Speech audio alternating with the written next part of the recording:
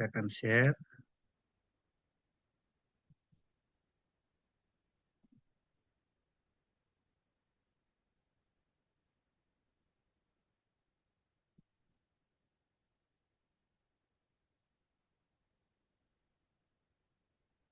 Maaf, dengan Pak Sahri atau Pak Fahri ya? Pak Sahri, Pak. Sahri ya, baik-baik Pak Sahri, mohon maaf. Sahri, betul. Baik. Oke, saya akan kesini dulu. Ini ada yang minta di-admit.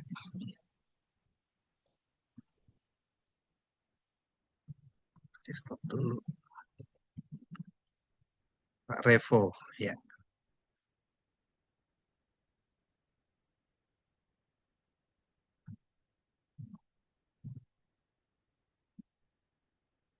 Ya, Pak Revo, Pak Sahri, terima kasih sudah bergabung pada malam hari ini.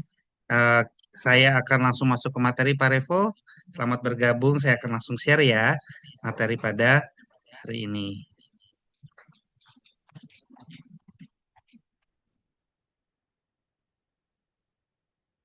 Baik, saya perkenalkan diri. Nama saya Theo George Gill. Saya lulusan dari Sekolah Tinggi Pariwisata Bandung D3. Lalu saya melanjutkan S1 saya di Universitas Bina Niaga di Kota Bogor dan lanjut S2-nya di STIMA IMI, Sekolah Tinggi Ilmu Manajemen IMI di Jakarta, di mana saya juga adalah sebagai kepala tempat uji kompetensi di LSP di Kota Bogor, LSP Sangkuriang, tim auditor juga untuk LSU atau untuk auditor sertifikasi usaha untuk hotel bintang.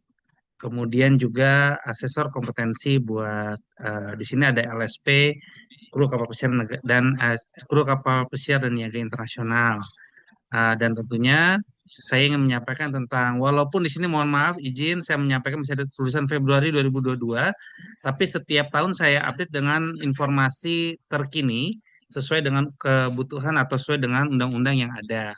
Jadi kalau landasan undang-undang ini nanti Bapak bisa melihat langsung atau bisa browsing juga di dalam materi yang sudah saya sampaikan dan juga bisa dicek. Tapi saya akan menjelaskan secara umum saja. Jadi memang pengembangan usaha dan standarisasi pariwisata Undang-Undang Nomor 10 Tahun 2009 tentang Kepariwisataan menjelaskan tentang standar kompetensi sebagai jaminan untuk wisatawan, di mana sertifikat kompetensi dan sertifikat usaha merupakan hal yang wajib dimiliki oleh sebuah usaha hotel maupun restoran atau akomodasi wisata yang ada di Indonesia. Dan saat itu tahun 2009 menyatakan bahwa untuk sertifikasi menggunakan LSP atau Lembaga Sertifikasi Profesi yang dikeluarkan oleh BNSP secara untuk lisensinya dan lembaga mandiri untuk sertifikasi usaha yang kita sebut dengan LSU, Lembaga Sertifikasi Usaha. Itu turunannya ada di PP 50 tahun 2011 dan tahun 2012 penjelasan tentang sertifikasi kompetensi dan sertifikasi usaha di bidang pariwisata. Tetapi di tahun 2022 ada perkembangan baru setelah 10 tahun dari 2012 ke 2022. Permen Parekraf nomor 2 tahun 2022 mengatakan bahwa untuk standar untuk si apa namanya SDM-nya, pekerjanya itu harus memiliki standar KKNI oleh lembaga sertifikasi kompetensi. Nah, ini ada perbedaan antara Undang-Undang Nomor 2009 tentang LSP, Lembaga Sertifikasi Profesi, tetapi diubah di tahun 2022 menjadi Lembaga Sertifikasi Kompetensi yang sebenarnya sama. Jadi lembaga sertifikasi profesi tentunya menguji kompetensi. Begitu. Tetapi karena waktu itu penyebutannya LSP itu pakai huruf kecil, jadi itu bukan lembaga tetapi sebuah apa namanya bukan sebuah PT atau sebuah perusahaan atau organisasi, tetapi dia yang menyebutkan bahwa perlu ada di sertifikasi si karyawannya melalui lembaga sertifikasi profesi apapun, begitu bentuknya dari manapun. Tetapi akhirnya karena akhirnya penafsirannya itu adalah menggunakan LSP, jadi oleh karena itu diubah atau dijelaskan kembali lebih detail di standar KKNI oleh Lembaga Sertifikasi Kompetensi. Itu pada saat menterinya adalah Bapak Sandiaga Uno. Nah, karena ini sudah tulis Lembaga Sertifikasi Kompetensi sehingga Undang-Undang Sisdiknas nomor 20 tahun 2003 pasal 61 ayat 1 dan 3 tentang sertifikasi kompetensi itu applicable atau dapat dilakukan oleh lembaga pendidikan seperti kami gitu. Nah, kami itu memang menggunakan tadinya ada dua LSP dan LSK harus. Tetapi ternyata sekarang dengan undang-undang seperti ini kami cukup dengan menggunakan LSK atau Lembaga Sertifikasi Kompetensi. Bedanya apa antara LSP dan LSK? Tentunya pertama kita bicara dulu persamaan. Persamaannya adalah sama-sama memiliki logo Garuda di kedua sertifikat tersebut secara fisik. Nah, untuk yang lembaga sertifikasinya, memang bedanya LSP pariwisata itu dibentuk di turunannya dari BNSP atau Badan Nasional Sertifikasi Profesi. Tetapi lembaga sertifikasi kompetensi dari Kementerian Pendidikan pun ada. Sebenarnya pembentuknya adalah siapa pembentuk lembaga sertifikasi kompetensi itu adalah orang-orang yang berprofesi di bidang tersebut, contohnya perhotelan. Jadi saya adalah salah satu pendiri dari lembaga sertifikasi kompetensi perhotelan kapal pesiar di bawah Kementerian Pendidikan. Oleh karena Permen Parekraf sudah menyebutkan ada lembaga sertifikasi kompetensi yang diizinkan atau yang memang boleh untuk bisa memberikan sertifikat kompetensi, maka lembaga sertifikasi kompetensi pun kami berikan kepada mereka yang ingin mendapatkan sertifikat kompetensi. Dan perbedaannya adalah LSP punya jangka waktu 3 tahun, sedangkan LSK punya jangka waktu tidak ada umurnya. Kenapa kok bisa ada perbedaan? Karena lembaga sertifikasi kompetensi ini hampir sama seperti ijazah. Kita memberikan sertifikat untuk dasar. Nah, kalau dia meningkat ya tentunya masuk ke LSP. Tapi kalau untuk dasar, semua kami karena ini adalah ketuntasan belajar, nah kami berikan sertifikat dalam bentuk sertifikat kompetensi melalui LSK dan tempat uji kompetensinya ada di Sangkuriang. Apakah perlu sertifikat untuk perusahaan? Tentunya ini menjadi penting dan harus dimiliki oleh semua perusahaan yang memiliki kategori hotel bintang terutama. Nah, hotel bintang itu pasti disertifikasi. Yang mensertifikasi siapa? Lembaga Sertifikasi Usaha atau LSU. Nah, LSU ini punya syarat karyawannya harus memiliki sertifikat kompetensi dengan jumlah 50% plus 1 dari jumlah karyawan. Jadi kalau jumlah karyawan ada 100, berarti yang memiliki sertifikat kompetensi harus ada 50 plus 1. Begitu. Atau misalnya karyawan cuma ada 40, berarti dia harus ada 21 karyawan. Berarti sudah 50% plus 1. Begitu. Jadi ini merupakan standar yang diberikan oleh pemerintah, bukan oleh LSP atau LSU, tapi pemerintah yang meminta supaya karyawannya memiliki sertifikat kompetensi. Ditambah lagi beberapa hotel sudah menetapkan latar belakang pendidikan sebagai salah satu pendukung untuk kita jenjang karir, mendapatkan jenjang karir yang lebih baik. Nah, ini adalah bagian dari secara umum yang terkini tentang kepariwisataan. Sampai di sini mungkin ada yang ingin ditanyakan sebelum saya lanjutkan tentang sertifikasi usaha, kompetensi, dan profesi. Silakan. Kalau belum ada, kita mau lanjut. Atau saya lanjut dulu saja ya. Baik, kita lanjut dulu. Selanjutnya, hak wisatawan. Setiap wisatawan berhak memperoleh pelayanan kepariwisataan sesuai dengan standar kualifikasi usaha dan kompetensi SDM. Jadi yang dibilang standar itu adalah menggunakan KKNI. Dan dari kompetensi SDM dan kualifikasi usaha itu ada yang terbaru, yang terkini nanti kita akan share juga tentang standar dengan resiko, kategori resiko.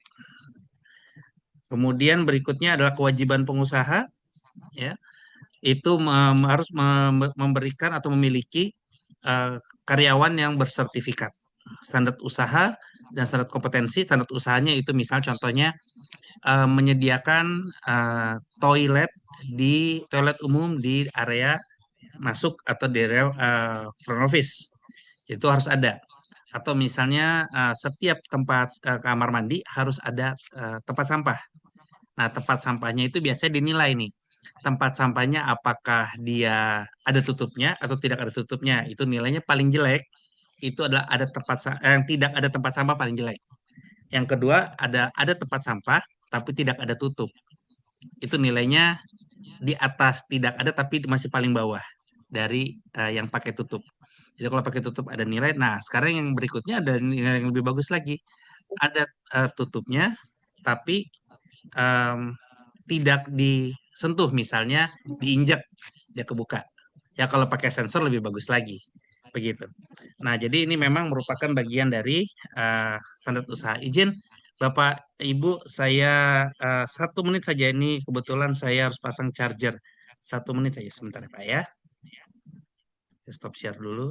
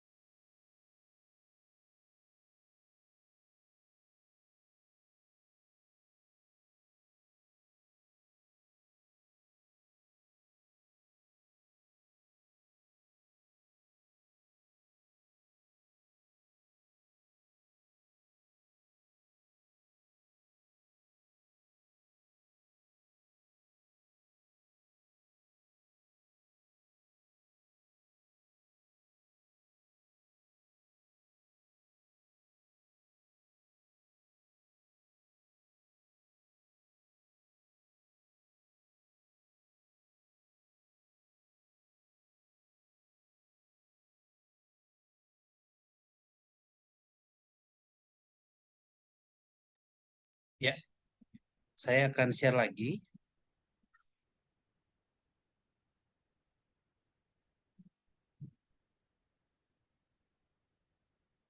Ya. Berikutnya, standar kompetensi tenaga kerja di bidang kepariwisata memiliki syarat kompetensi. Syarat kompetensi sebagaimana dimaksud pada ayat 1 dilakukan melalui sertifikasi kompetensi. Jadi ditulisnya jelas, harus ada sertifikasi kompetensi. Kemudian ada sertifikat kompetensi dilakukan oleh lembaga sertifikasi profesi. Nah, kebetulan saya menulisnya menggunakan huruf besar semua. Tetapi bila kita melihat di undang-undangnya, jadi yang dikatakan lembaga sertifikasi profesi itu huruf L-nya kecil, semuanya kecil. Jadi bukan sebuah lembaga atau sebagai tempat eh, apa namanya yang sebuah sebuah perusahaan seperti itu ya. Tapi ini merupakan pernyataan saja. Oleh karena itu kita juga melihat bahwa oh ternyata memang lembaga sertifikasi kompetensi itu secara umum banyak dilakukan. Contohnya di apa namanya kalau pengacara. Nah, pengacara setelah dilulus SH dia harus ikut lagi sertifikasi untuk sebagai pengacara atau mungkin notaris. Kemudian misalnya dokter, ada lagi mau dokter apa nih gitu, nanti ada sertifikasi lagi. Jadi memang ada sertifikasi kompetensi di setiap bidang gitu, dan ini juga di perhotelan, di pendidikan juga ada. Berikutnya, nah, definisi ini silakan nanti Bapak-Bapak bisa melihat. Saya tidak akan bacakan satu persatu, tetapi kalau untuk kita bicara sertifikasi, yang bisa memberikan pendidikan sertifikat kompetensi itu adalah lembaga pendidikan yang terakreditasi atau dia menggunakan LSP. Silakan LSP. Nah, bedanya adalah kalau lembaga sertifikasi kompetensi yang disampaikan melalui lembaga pendidikan itu akan berlaku seumur hidup. Gitu. Nah, berikutnya standar usaha itu yang dimaksud adalah produk, pelayanan, dan pengelolaan usaha pariwisata memiliki standar usaha. Standar usaha sebagaimana dimaksud pada ayat 1 dilakukan melalui sertifikasi usaha. Sertifikasi usaha sebagaimana dimaksud pada ayat 2 dilakukan oleh lembaga mandiri yang berwenang sesuai dengan ketentuan peraturan perundang-undangan. Dan sertifikasi ketentuan lebih lanjut mengenai sertifikasi kompetensi sebagaimana dimaksud dalam pasal 53 dan sertifikasi usaha sebagaimana dimaksud dalam pasal 54 diatur dalam peraturan pemerintah. Nah, ruang lingkup sertifikasi kompetensi pariwisata itu ada di standar kompetensi, skema sertifikasi kompetensi ada, dan penerapan sertifikasi kompetensi. Dan kami pun sudah menjadi LSP juga di bidang pariwisata P1. Jadi kami juga LSK, kami juga LSP karena memang di undang-undang itu ada dua, kami ikuti dua-duanya begitu. Dan Permen Parekraf ini memutuskan tentang kualifikasi adalah penguasaan capaian pembelajaran menyatakan kedudukannya dalam KKNI, dan LSK dari Kementerian Pendidikan itu mengikuti KKNI, standar KKNI, Undang-Undang Sisdiknas seperti ini. Ya, sertifikat berbentuk ijazah dan sertifikat kompetensi. Jadi memang sudah dijelaskan tentang sertifikat kompetensi. Siapa yang bisa mengeluarkannya? Itulah satuan pendidikan yang terakreditasi atau lembaga sertifikasi. Kami sudah terakreditasi, kami juga memiliki lembaga sertifikasi kompetensi seperti itu. Baik, ini terima kasih, thank you. Jadi demikian uh, penjelasan untuk sertifikat uh, hari ini ya tentang sertifikasi. Jadi pada intinya adalah ada tiga hari ini yang dijelaskan, ada LSP, adalah lembaga sertifikasi profesi yang dikeluarkan oleh Badan Nasional Sertifikasi Profesi atau BNSP. Yang kedua ada LSK, lembaga sertifikasi kompetensi yang dikeluarkan oleh lembaga pendidikan, dan yang ketiga ada LSU, lembaga sertifikasi usaha yang tentunya dikeluarkan untuk mengeluarkan sertifikat hotel bintang oleh lembaga mandiri. Kalau saya dari PT Sertifikasi Usaha Jasa Indonesia LSU-nya. Jadi PT Suji. Kalau saya sekarang ini sedang terdaftar. Waktu kemarin COVID juga, saya diminta tolong untuk menjadi auditor untuk yang CHSE ya, Cleanliness, Healthy, Safety, and Environment. Dan itu hanya satu kali saja, tidak ada lagi karena memang itu untuk membangun kepercayaan para turis untuk apa namanya merasa tenang dia datang atau berlibur di hotel bahwa itu sudah tersertifikasi dan standar kebersihan dan kesehatannya sudah di audit. Demikian penjelasan saya pada malam hari ini. Silakan bila ada pertanyaan.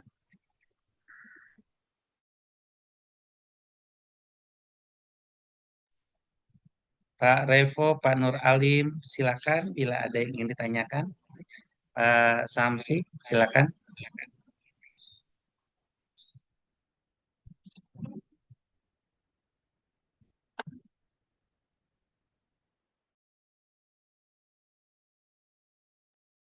Bila tidak ada pertanyaan, bila sudah cukup jelas, saya hanya mengingatkan saja, nanti tugas-tugas yang sudah sebenarnya sudah keluar semua, tugas 1 sampai tugas 8, Bapak dapat melihat, dapat mengerjakan tugas 1 sampai tugas 4 di minggu ini.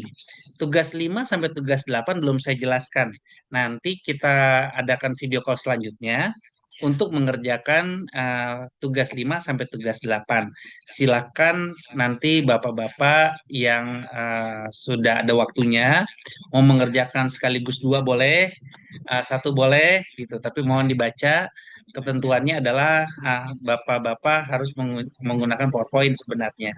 Tapi kalau misalnya ternyata Pak, saya agak ribet dengan PowerPoint, saya nggak ada laptop dan lain-lain, silakan Bapak gunakan apa yang Bapak bisa. Misalnya contoh, Bapak ketik dulu di handphone, di chat gitu kan, apa sorry di notes gitu ya, di notes Bapak tulis, Bapak dapatkan informasinya, Bapak screen capture, kemudian baru diupload juga boleh. Jadi ini sebenarnya lebih saya tidak mau Bapak menjadi kesulitan, tapi yang utama adalah Bapak-bapak itu membaca materi yang diberikan karena semua jawabannya ada di materi yang sudah saya share sama Bapak-bapak semua begitu.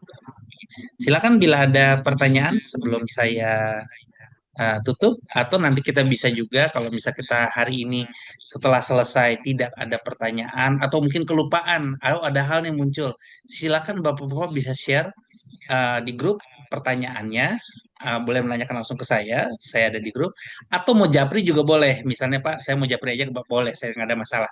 Silakan saja, karena ini adalah waktunya belajar, waktunya kita mendapatkan ilmu terkini.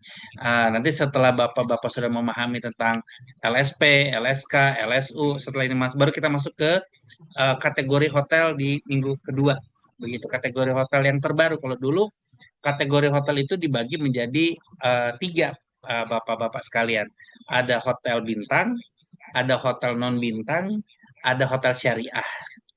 Nah, sekarang hotel syariah nggak ada nih. nggak dimasukkan lagi. Bukan nggak dimasukkan, ada tetap, tetapi kategorinya bukan hotel bintang non bintang sama syariah, tapi kategori resiko rendah, menengah rendah, kemudian menengah tinggi dan tinggi. Nah, itu nanti yang akan kita bahas di sesi berikutnya. Begitu. Ada pertanyaan mungkin Bapak-bapak sekalian sebelum kita sudahi? Bila ada silakan. Atau saya boleh tanya nggak, Pak Revo, monitor Pak Revo,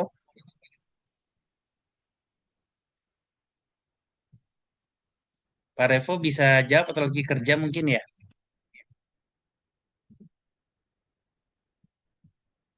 Atau Pak Nur Alim,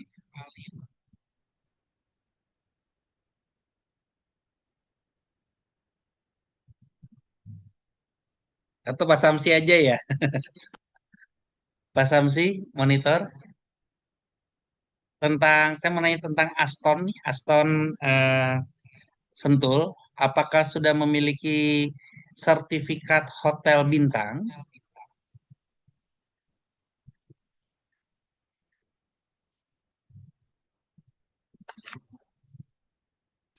Baik, ini Pak Revo, Pak Samsi sama Pak Nur Alim dari hotel Aston Sentul semua.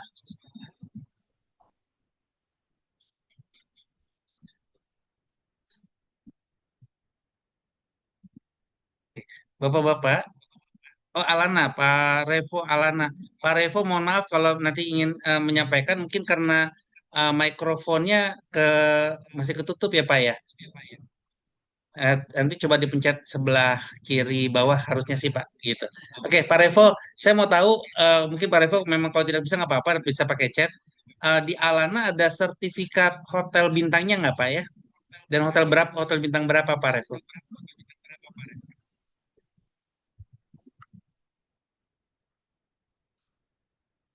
Bintang 4 baik. Kalau bintang 4 yang mengeluarkan sertifikat usahanya kalau boleh tahu dari LSU mana, Pak?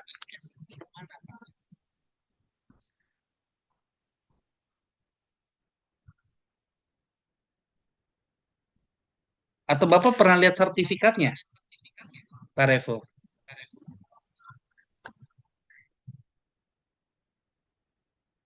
Belum ya? Oke, nggak apa-apa, Pak Revo. Jadi nanti Pak Revo kan kalau sertifikat hotel bintang itu sebenarnya diperlihatkan ke yang datang sebagai tamu itu malah lebih baik karena itu adalah jaminan bagi wisatawan. Jadi minimal karyawannya harus memahami, harus tahu juga bahwa oh iya betul nih saya sudah disertifikat nih ke hotel tempat saya bekerja nih oleh LSU apa begitu ya. Silakan. Terima kasih Pak Revo untuk responnya. Mungkin Pak Nur Alim juga sama dari Alana juga kah atau dari Aston nih?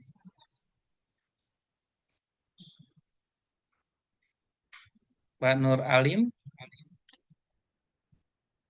apakah mungkin karena mikrofonnya nggak kepencet mungkin?